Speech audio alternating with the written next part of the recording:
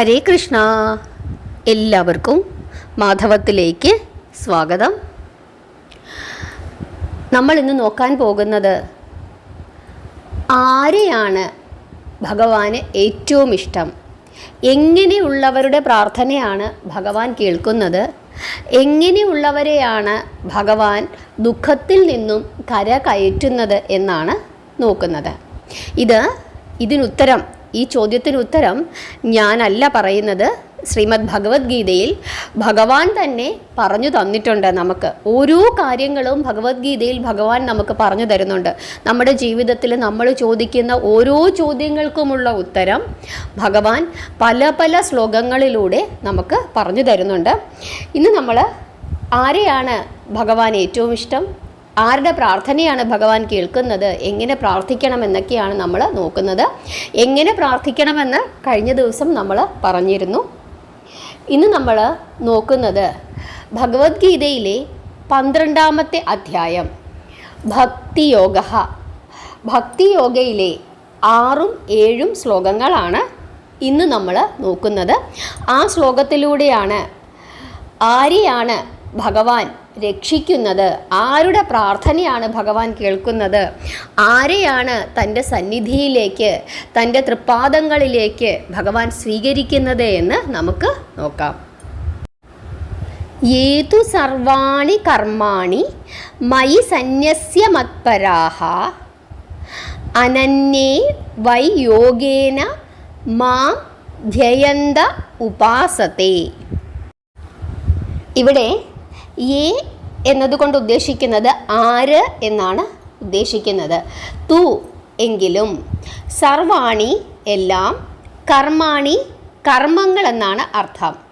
മയി എന്നിൽ, സന്യസ്യ അർത്ഥം ത്യജിച്ചിട്ട്, മത്പരാഹ എന്നെ പരമമായി കണക്കാക്കി, അനന്യേന എന്നെ തന്നെ, ഏവ ഒപ്പമായ, യോഗേന യോഗത്തോടെ, മാം എന്നെ, ധ്യായന്ത ധ്യാനിച്ച്, ഉപാസത്തെ ഉപാസിക്കുക.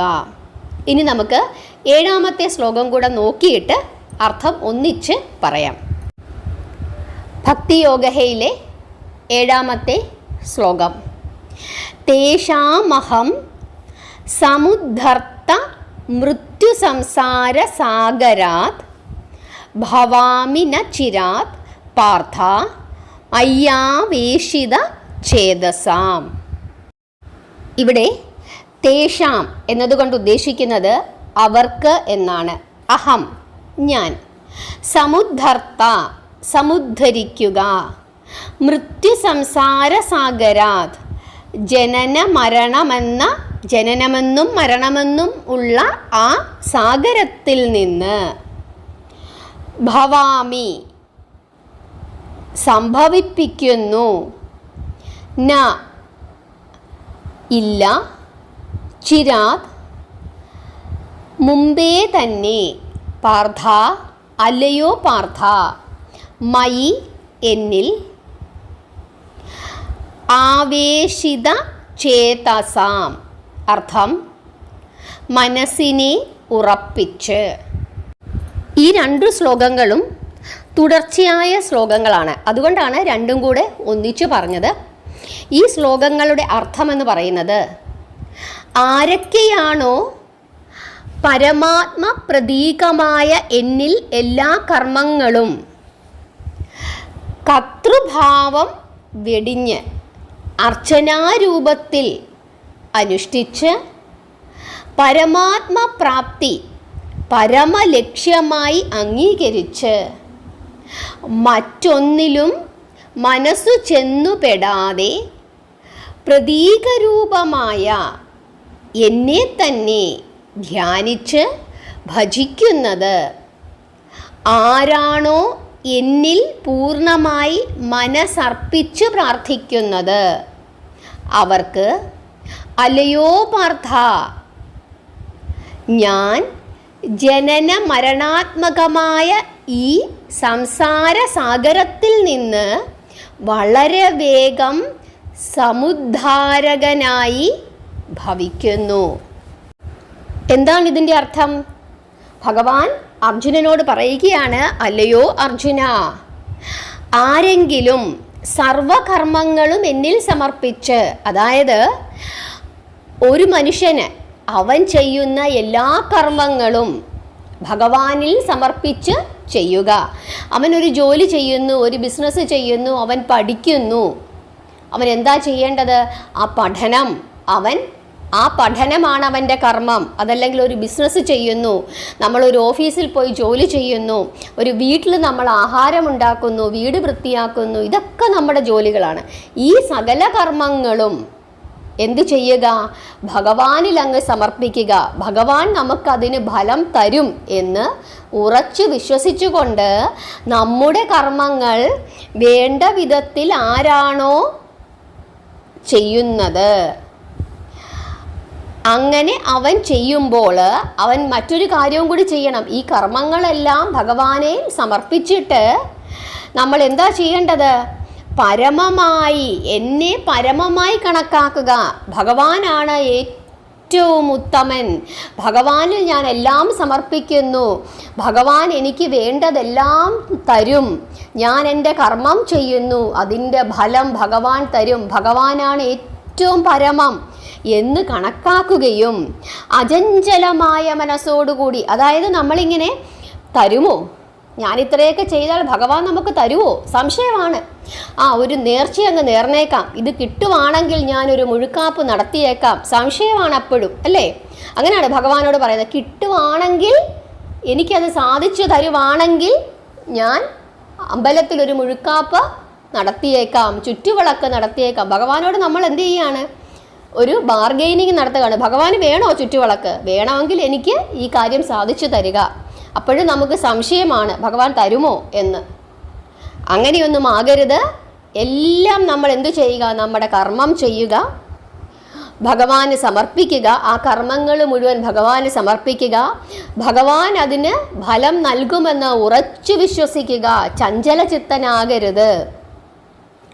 ഉറച്ചു വിശ്വസിച്ചുകൊണ്ട് അചഞ്ചലമായ ഹൃദയത്തോടുകൂടി, മനസ്സോടുകൂടി എന്നെ ആരാണോ ധ്യാനിച്ച് ഉപാസിക്കുന്നത്, എന്നിൽ തന്നെ മനസ്സിനെ ഉറപ്പിച്ചിരിക്കുന്നതാരാണോ അവരെ ജനന മരണ സംസാര സാഗരത്തിൽ നിന്നും ഞാൻ കരകയറ്റുന്നു. ജനന മരണ സംസാര സാഗരം എന്ന് ഉദ്ദേശിക്കുന്നത് എന്താണ്? ഇനിയൊരു ജന്മം അവർക്ക് ഞാൻ കൊടുക്കുന്നില്ല. ഞാൻ അവർക്ക് എന്താണ് കൊടുക്കുന്നത്? പരമമായ മോക്ഷം ഞാൻ അവർക്ക് കൊടുക്കുന്നു. ഞാൻ അവരെ വൈകുണ്ഠത്തിലേക്ക് കൊണ്ടുപോകുന്നു, എൻ്റെ കൂടെ ഇരുത്തുന്നു എന്നാണ് ഭഗവാൻ പറയുന്നത്. അപ്പോൾ ആരെയാണ് ഭഗവാൻ സ്നേഹിക്കുന്നത്? നമ്മൾ എങ്ങനെയായിരിക്കണം ഭഗവാനോട് പ്രാർത്ഥിക്കേണ്ടുന്നത്? നിങ്ങൾ ഒരു കാരണവശാലും ഒരു വഴിപാടും നേരരുത്. ഇനി മുതൽ എനിക്കത് സാധിച്ചു തരാമെങ്കിൽ ഞാൻ അങ്ങനെ ചെയ്തു കൊള്ളാമേ എന്ന് ഒരു വഴിപാടും ഭഗവാനോട് നേരരുത്. നിങ്ങൾ നിങ്ങളുടെ ജോലികൾ ചെയ്യുക. ഭഗവാനോട് നമുക്കാവശ്യമുള്ള കാര്യങ്ങൾ ഭഗവാനോട്, ഭഗവാനെ എനിക്കത് സാധിച്ചു തരയണമേ, എനിക്കത് കിട്ടിയാൽ കൊള്ളാമെന്നുണ്ട്, എനിക്കതിന് യോഗമുണ്ടെങ്കിൽ ഭഗവാൻ തരയണമേ എന്ന് നമ്മുടെ ആവശ്യങ്ങൾ ഭഗവാനോട് പറയണം. കാരണം നമ്മൾ ഈ കലിയുഗത്തിലാണ് ജീവിക്കുന്നത്, നമ്മൾ ലൗകിക ജീവികളാണ്. നമുക്ക് ഒരുപാട് ആവശ്യങ്ങളുണ്ട്. നമുക്ക് സമ്പത്ത് വേണം, നമുക്ക് ജോലി വേണം, നമുക്ക് വീട് വേണം, നമ്മുടെ കുഞ്ഞുങ്ങൾക്ക് നല്ല ആരോഗ്യം കിട്ടണം, ഒക്കെ വേണം. അതൊക്കെ നമ്മൾ എന്ത് ചെയ്യുക? ഭഗവാനോട് നമ്മുടെ വിഷമങ്ങൾ പറയുക. ഭഗവാൻ അതെന്ത് ചെയ്യും? നമുക്ക് സാധിച്ചു തരും. നമുക്കത് അർഹതപ്പെട്ടതാണെങ്കിൽ, നമുക്ക് തരേണ്ടതാണെങ്കിൽ ഭഗവാൻ തീർച്ചയായും നമുക്ക് തരും. തന്നില്ലെങ്കിൽ അത് നമുക്ക് തരേണ്ടതല്ല, മറ്റു ചില കാര്യങ്ങളാണ് നമുക്ക് തരേണ്ടതെന്ന് ഭഗവാൻ നിശ്ചയിച്ചിട്ടുണ്ട് എന്ന് വിശ്വസിക്കുക. ഭഗവാൻ നമ്മളെ രക്ഷിക്കുമെന്ന് ഉറച്ചു വിശ്വസിച്ചുകൊണ്ട് മുമ്പോട്ട് പോവുക. ഒരു കാരണവശാലും എനിക്കിത് സാധിച്ചു തന്നാൽ ഞാനിത് ചെയ്തേക്കാമേ എന്ന് പറഞ്ഞ് ഒരു വഴിപാടും നേരരുത്. നിങ്ങൾക്ക് ചില കാര്യങ്ങൾ നിങ്ങൾ പ്രാർത്ഥിക്കുന്നു, നിങ്ങൾക്കത് കിട്ടുന്നു. കിട്ടിക്കഴിയുമ്പോൾ നിങ്ങൾക്ക് എന്ത് ചെയ്യാം? നിങ്ങളുടെ മനസ്സിൽ അപ്പോൾ ഭഗവാൻ എന്ത് ചെയ്യണമെന്ന് തോന്നുന്നുവോ ആ ഒരു സന്തോഷം നിങ്ങൾക്ക് പല വഴിപാടുകളുടെ രൂപത്തിൽ പ്രകടിപ്പിക്കാം. ആ സമയത്ത് നിങ്ങൾക്ക് എന്ത് സാധിക്കുന്നുവോ അത് ചെയ്യുക. പിന്നെയും നമുക്ക് ഭഗവാന് നമുക്കിഷ്ടമുള്ള കാര്യങ്ങളൊക്കെ ഏതു ക്ഷേത്രത്തിലാണോ നമ്മൾ പോകുന്നത് ആ ക്ഷേത്രത്തിന് വേണ്ടിയിട്ടും നമ്മുടെ മനസ്സിൻ്റെ സംതൃപ്തിക്ക് വേണ്ടിയിട്ടുമൊക്കെ ഭഗവാന് വഴിപാടുകളൊക്കെ ചെയ്യാം. പക്ഷേ എനിക്ക് ആ കാര്യം സാധിച്ചു തരാമെങ്കിൽ ഞാനിത് ചെയ്തേക്കാമേ എന്ന് നമ്മൾ പ്രാർത്ഥിക്കുന്നത് ഭഗവാനോട് നമുക്കൊരു വിശ്വാസമില്ലാത്ത പോലെയാണ്. കാരണം നമ്മളൊരു ഓഫീസിൽ ചെന്നിട്ട് ഒരു പ്യൂണിന് അതല്ലെങ്കിൽ അവിടുത്തെ ഒരു ക്ലർക്കിന് കൈക്കൂലി കൊടുക്കുകയാണ്. ആ ഫയൽ എനിക്ക് പെട്ടെന്നൊന്ന് നീക്കി തരാമോ, ഞാൻ 500 രൂപ തന്നേക്കാം എന്ന് പറഞ്ഞു. അപ്പം നമുക്കവിടെ വിശ്വാസമില്ല. കാരണം എന്താണ്, നമ്മൾ പൈസ കൊടുത്തില്ലെങ്കിൽ ക്ലർക്ക് അല്ലെങ്കിൽ ആ പ്യൂണ് എന്ത് ചെയ്യത്തില്ല, ഈ ഫയൽ നീക്കില്ല. അപ്പോൾ ആ സംശയമാണ് അവിടെ. അതുകൊണ്ട് കാശ് കൊടുത്തേക്കാം, അങ്ങനെങ്കിലും ഈ കാര്യം ഒന്ന് നടക്കട്ടെ എന്ന രീതിയിലാണ് നമ്മൾ എന്ത് ചെയ്യുന്നത്, അവിടെ പോയി വാഗ്ദാനം ചെയ്യുന്നത്. ഞാൻ 500 തന്നേക്കാം, 1000 തന്നേക്കാം എന്നൊക്കെ പറഞ്ഞ് ഇല്ലേ. അപ്പോൾ അതുപോലെയാണ് ക്ഷേത്രങ്ങളിൽ പോയി നിന്നിട്ട് നമ്മൾ ഭഗവാനോട് പ്രാർത്ഥിക്കുന്നത്. ഭഗവാനെ, എൻ്റെ കുഞ്ഞിന് നല്ല ഒരു കല്യാണാലോചന വരയണമേ, ഞാൻ അവിടത്തേക്ക് ഒരു പട്ടുസാരി സമർപ്പിച്ചേക്കാവേ. ഇങ്ങനെയൊന്നും പറയരുത് ഭഗവാനോട്. ഭഗവാൻ അറിയാം നമ്മുടെ കുഞ്ഞിന് നല്ല കല്യാണാലോചന കൊണ്ടുതരണമെന്ന് ഭഗവാന് കൃത്യമായി അറിയാം. ഭഗവാനോട് നമ്മൾ മനസ്സുരുകി പ്രാർത്ഥിക്കുക. ഭഗവാൻ നമുക്ക് നൽകുമെന്ന് പൂർണ്ണ വിശ്വാസം നമ്മൾ ഉറപ്പിക്കുക നമ്മുടെ മനസ്സിനെ പറഞ്ഞ്. അതിനുശേഷം നമ്മുടെ ആഗ്രഹങ്ങൾ ഭഗവാൻ സാധിച്ചു തരുമ്പോൾ ആ സമയത്ത് നിങ്ങൾക്ക് എന്തൊക്കെ ഭഗവാന് കൊടുക്കാൻ സാധിക്കുമോ നിങ്ങളുടെ സന്തോഷ പ്രകടനത്തിന് വേണ്ടിയിട്ട് അതൊക്കെ വഴിപാടുകളുടെ രൂപത്തിൽ നിങ്ങൾക്ക് പ്രകടിപ്പിക്കാം. അപ്പോൾ തന്നെ പ്രകടിപ്പിക്കണമെന്നില്ല. പിന്നെ നിങ്ങൾക്ക് സമയം കിട്ടുമ്പോഴൊക്കെ നിങ്ങളുടെ ആ നന്ദി സൂചകമായി ഭഗവാന് നിങ്ങൾക്ക് എന്തൊക്കെ സമർപ്പിക്കാൻ പറ്റുമോ അതൊക്കെ നിങ്ങളുടെ മനസ്സിൻ്റെ സന്തോഷത്തിന് വേണ്ടി പ്രകടിപ്പിക്കുക, കൊടുക്കുക. അപ്പോൾ ഭഗവാനും സന്തോഷമാകും, നിങ്ങൾക്കും സന്തോഷമാകും. അതല്ലാതെ ഒരു വഴിപാട് നേർന്ന് കാര്യങ്ങൾ നടത്തിയിട്ട് ആ വഴിപാട് ചെയ്യാനായിട്ട് ചിലപ്പോൾ നമുക്ക് വലിയ വിഷമം വരുമ്പോൾ നമ്മൾ ഈ വലിയ വഴിപാടൊക്കെ അങ്ങ് നേരും. കാര്യം നടന്നു കഴിയുമ്പോഴായിരിക്കും പിന്നീട് ഈ വഴിപാട് നടത്താൻ വേണ്ടി നമ്മൾ വർഷങ്ങൾ കാത്തിരിക്കുന്നത്. കാരണം എന്താ, നേർന്നത് ആ സമയത്ത് മനപ്രയാസം കയറിയിട്ട് വലിയ വഴിപാടുകളൊക്കെ ആയിരിക്കും നേർന്നത്. അത് കിട്ടിക്കഴിയുമ്പോൾ ആ വഴിപാട് ചെയ്യാനുള്ള പണം നമ്മുടെ കയ്യിൽ ഉണ്ടാകണമെന്നില്ല. പിന്നെ കടം മേടിച്ചും നേർന്നതാ ചെയ്യാതിരിക്കാൻ പറ്റുമോ, അപ്പോഴത്തേക്ക് നമ്മൾ വേറൊരു മൈൻഡായി നമ്മുടെ ഇല്ലേ.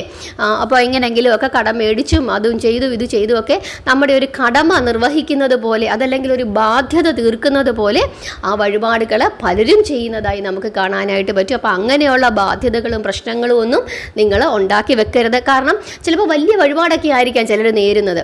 പക്ഷേ ഈ വഴിപാട് നടത്താനായിട്ട് അപ്പം ആ സമയത്ത് എന്തില്ല, നമ്മുടെ കയ്യിൽ ഫണ്ട് ഉണ്ടാകണമെന്നില്ല, പണം ഉണ്ടാകണമെന്നില്ല.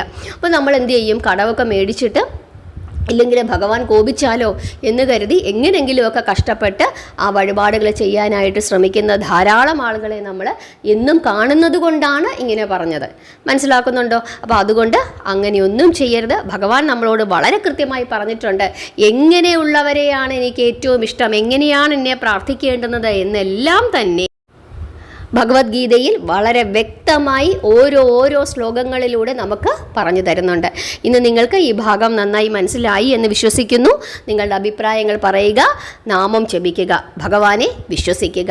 എല്ലാവരെയും ഭഗവാൻ അനുഗ്രഹിക്കട്ടെ. ഹരേ കൃഷ്ണ.